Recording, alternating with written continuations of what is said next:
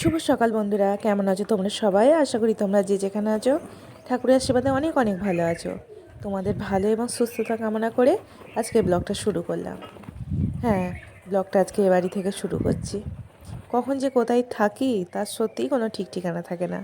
তোমরা হয়তো যদি কেউ আমার রেগুলার ভিউয়ার্স হও, তারা হয়তো সত্যিই কনফিউজড হয়ে যায়। হ্যাঁ, আর আমি নিজেও যে আমি কোথায় কখন থাকি তার কোনো ঠিক ঠিকানা থাকে না। যখন যেখান থেকে ডাক আসে তখন সেখানে চলে যায়। তো এই যে সকালবেলা পাখিদের খেতে দেওয়া হয়ে গেছে, তারপর এবার ঘর দুয়ার ঝাঁট দিয়ে এই যে উঠোনটা ঝাঁট দিয়ে নিচ্ছি। প্রচুর পাতা পড়েছে, এই সময় না প্রচুর পাতা পড়ে। আসলে এখানে একটা কাঁঠাল গাছ আছে, সেখান থেকেই এই পাতাগুলো পড়ছে। শুধু তো যে এই নিজেদের যে কথা ভাবি ঝাঁটপালাগুলো এমনটা দিচ্ছি। নয়, এদের কথাও ভীষণভাবে ভাবি। যখন আমি বা মা থাকি না, তখন শুধু একটা কথাই মনে হয়, এই পাখিগুলো তো আমাদের জন্য অপেক্ষা করবে। হ্যাঁ, উড়ে বেরিয়ে তো অন্য জায়গা থেকেও খাবার সংগ্রহ করতে পারবে, কিন্তু এই যে অপেক্ষা।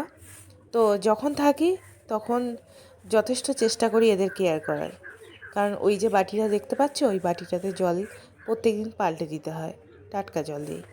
আর খেতে দেয়া আছে এই সময় একবার, দুপুরবেলা একবার। তো ওরাও তো সেই সময়গুলো আমাদের জন্য ওদের খাওয়া অপেক্ষা হয়ে করে। গিয়ে ওরা উড়ে চলে গেল। আর ওরা না এমন, আমরা এত খেতে দিই, আমাদের সঙ্গে এত চেনা পরিচিত, কিন্তু আমাদের দেখলে এত ভয় খায় যে সমস্যাটা তাদের মধ্যে নেই, সমস্যাটা আমাদের মধ্যেই আছে। আর সেই সমস্যার কথাটা তারা গোপনে ভগবানের আশীর্বাদে তারা সমস্ত কিছুই জেনে গেছে। সেই জন্যই হয়তো আমাদের বিশ্বাস করে না। কারণ মানুষের মতো স্বার্থপর তো পৃথিবীতে আর অন্য কিচ্ছু নেই। কি বিশ্বাস আছে আমাদের উপর? কারণ সব থেকে বিশ্বাসভঙ্গটা আমরাই করি। তো চলো, সকালবেলার সমস্ত কাজকর্ম মোটামুটি চলছে, এখনও কমপ্লিট হয়নি। তো ঝাঁটপালা দেওয়া হয়ে গেছে, নাচে ঘাটে জল দিয়ে দিয়েছি। কাজ এখনও অনেক গো, সারাদিন বিভিন্ন রকম কাজকর্মে ব্যস্ত থাকি। তো সেই কারণেই হয়তো প্রত্যেকদিন ব্লগটা আমি শেয়ার করতে পারছি না। খুব ব্যস্ততার জন্যেই আমি এতদিন পর ব্লগটা আমি তোমাদের সঙ্গে শেয়ার করছি। তো চলো একটু অ্যাডজাস্ট করে নাও। তো ওদিকে বাইরে নাচে ঘাটে জল দেওয়া হয়ে গেছে, ঘরগুলো পোঁছাও হয়ে গেছে, বাইরে বারান্দাটা মুছে নিচ্ছি। আর বাইরে বারান্দা পোঁছা হয়ে গেলে আবার চলে যেতে হবে ও বাড়ি। ও বাড়িটাও তো পরিষ্কার পরিচ্ছন্ন করতে হবে। আর কয়েকদিন না থাকলে কি হয় বলো তো, সেই ঘরটাও ভীষণ পরিমাণে ধুলো হয়ে যায়, আর তারপর সেটা পরিষ্কার করা খুব কষ্টকর হয়ে যায়। তো সেই কারণে ও বাড়ি চলে যাব।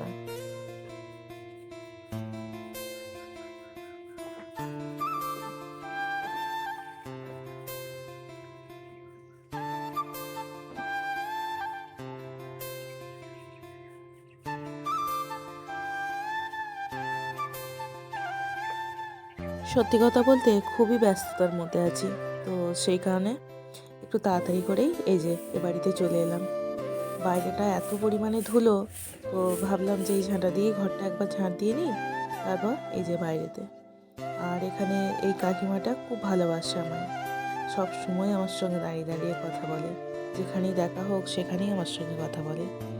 তো এই যে এখানে ঝাঁট দিচ্ছে, তো এই যে কথাবার্তা চলছে। আর আমাদের গ্রামে ঘরে তো জানোই যে মানুষের গল্প গুজব সবসময় চলতেই থাকে। তো এই যে কাজকর্ম করছি আর একটু মানুষজনের সঙ্গে কথাবার্তা বলছি। কাজেরও এখানে গাদা, তো কাজটা করি, তারপর দেখি কী করি।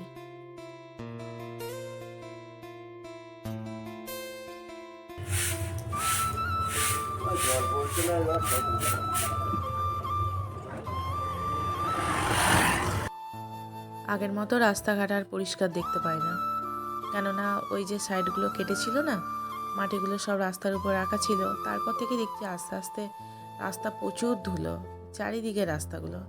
তবে তারপর থেকে তার কোনো বৃষ্টি বা অনেক দিনই তো বৃষ্টিপাত হয়নি, তো সেই কারণেই হয়তো। তো ঝাড় দিয়ে দিয়ে কতদিনে এরভাবে পরিষ্কার হয় সেটাই এখন দেখার বিষয় আছে। তো চলো, এদিকে রাস্তাঘাট ঝাড় দিয়ে চলে এলাম ছাদে।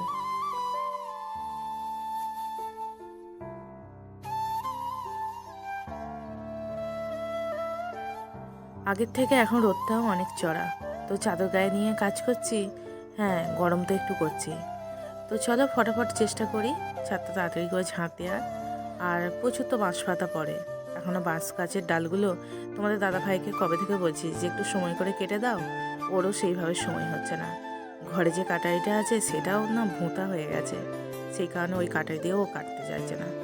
তো কবে কাটে তো এই যে ছাদে প্রচুর ধুলো হয়েছে গো। তো এখনও দেখি কি কাজ আমার জন্য অপেক্ষা করছে। সকাল থেকে এখনও পর্যন্ত খাওয়া দাওয়ার তো কোনো কিছু ব্যাপার হয়নি। তো এই যে ভাবছি আজকে শাকই রান্না করব। তারপর চলে যেতে হবে আমাকে মাঠে। তো এই শাকগুলো বেশ লক করছে জানো। তো রান্নাবান্না সেরে নিই। এই যে রান্নাবান্না তাড়াতাড়ি করে সেরে নিয়েছি, তারপর চলে যাচ্ছি মাঠে। তো আজকে কি রান্নাবান্না করেছি এডিট করতে গিয়ে দেখছি যে রান্নাবান্নাটাই তোমাদের সঙ্গে শেয়ার করিনি।